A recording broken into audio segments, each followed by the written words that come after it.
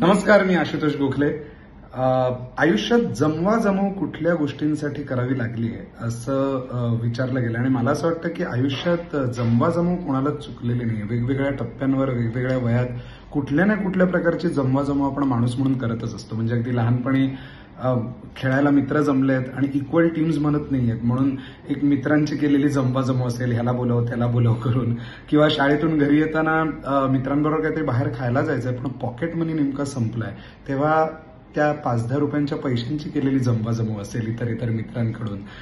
कॉलेजला गेल्यावर 11वी पासून ते ग्रॅज्युएशन पर्यंत ही तर प्रत्येकाच्याच आयुष्यातली जमवाजमव असं मला वाटतं. अरे ह्याला ती आवडते, त्याला तो आवडतो, तिला तो आवडतो, ह्यासाठी त्या आवडणाऱ्या मुलीसाठी तिच्याशी कशी मैत्री होईल, काय करता येईल यासाठीची जमवाजमव असेल. किंवा अगदी आत्ता म्हणजे या क्षेत्रात काम करत असताना एखाद्या रोलसाठी, एखाद्या प्रोजेक्टसाठी ते सगळ्या गोष्टी जुळून येण्यासाठी केलेली जमवाजमव असेल. तर जमवाजमव काही चुकली आहे कोणाला असं मला वाटत नाही.